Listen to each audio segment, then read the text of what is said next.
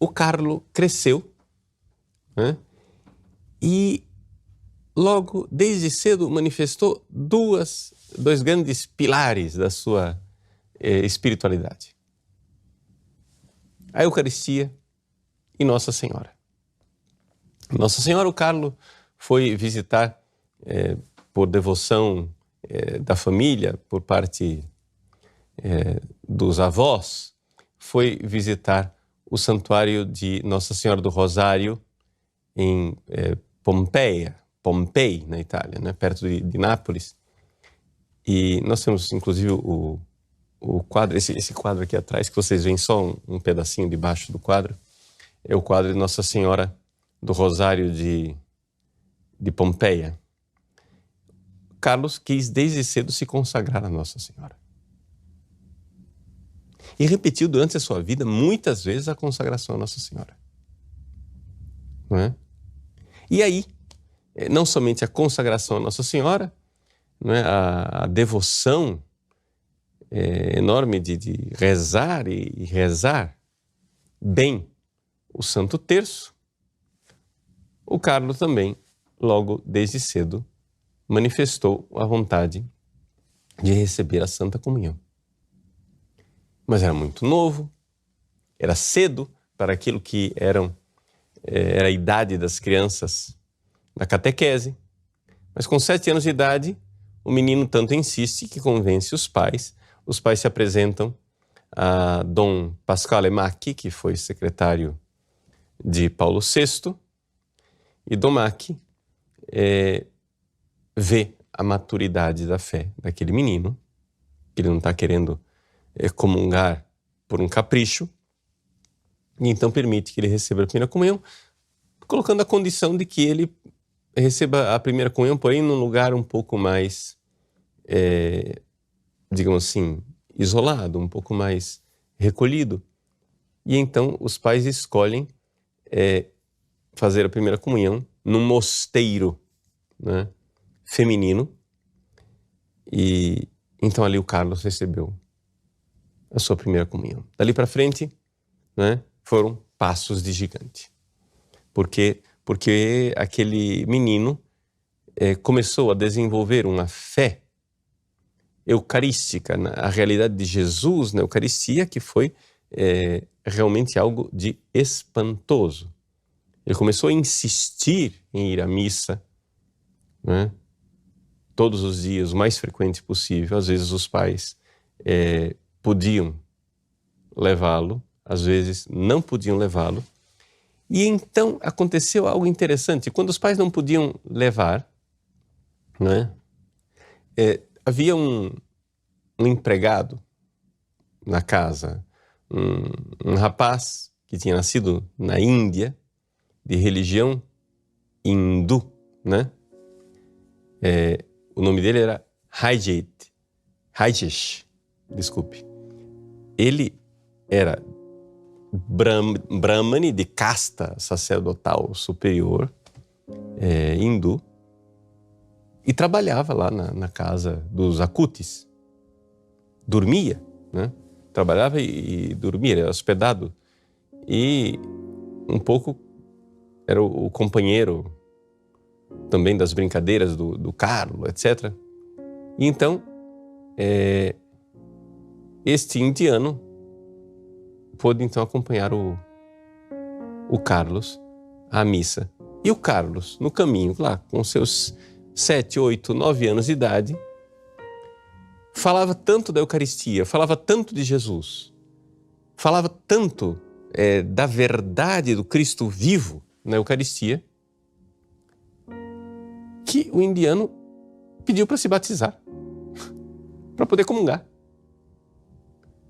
Foi a primeira conversão, digamos assim, do Carlos, que depois foi envolvendo os seus primos, os seus amiguinhos, etc, etc, para que todos fossem fazer a primeira comunhão, se confessassem, comungassem, etc. A realidade da Eucaristia. É interessante aqui, já que nós estamos fazendo um paralelo com Fátima, entendermos que as aparições de Nossa Senhora foram precedidas pelas aparições do anjo, que ensinou aos pastorinhos de Fátima duas coisas: a comungar e fazer a adoração a Jesus no Santíssimo Sacramento.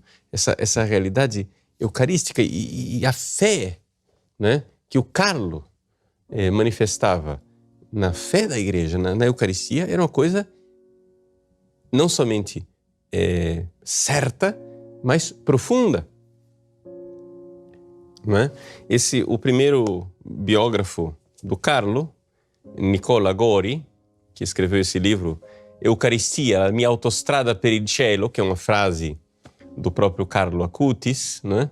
A Eucaristia é a minha autoestrada para o céu. O Nicola Gori, no livro, fala de um diálogo dele com o Carlo, em que ele pergunta ao Carlo: mas Jesus está na Eucaristia só simbolicamente? E o Carlo reage: não só simbolicamente. Está lá substancialmente. E o Carlo começa a explicar como, de fato, depois o Carlo produziu um vídeo produzido por ele mesmo. Ele se for beatificado, será o primeiro santo youtuber, né? E certamente poderá ser invocado como o padroeiro da internet, porque o envolvimento do Carlos com a internet, a evangelização na internet, etc, etc, é uma coisa fantástica. Bom, enfim, ele fez um vídeo onde ele explica passo a passo o mistério da transubstanciação, explicando primeiro o que é que são acidentes, o que é substância, claro, pedagogicamente, para que as pessoas possam entender. E ele realmente tem uma fé profundamente católica. Não, ali é Jesus substancialmente presente, Jesus vivo, verdadeiro. E o Nicola Gori diz: mas tem muitos teólogos modernos, atuais, que dizem que Jesus está lá só presente simbolicamente. O Carlo é taxativo e diz: essas pessoas estão erradas. E é esta fé de que Jesus está presente na Eucaristia que vai levando o Carlo à santidade. Todo mundo que entende um pouco do caminho espiritual sabe perfeitamente que são os atos de fé que nos colocam em contato com Jesus que fazem as pessoas crescerem espiritualmente. E o Carlo vai crescendo de uma forma extraordinária. Por exemplo, com toda a sinceridade dele de adolescente, de menino, ele vê as pessoas fazendo fila nos estádios de futebol, fazendo fila nos shows de rock, e pergunta: mas por que as pessoas não fazem fila para ir à igreja? Porque nós temos ali Jesus vivo no sacrário. As pessoas deveriam estar fazendo fila para entrar na igreja.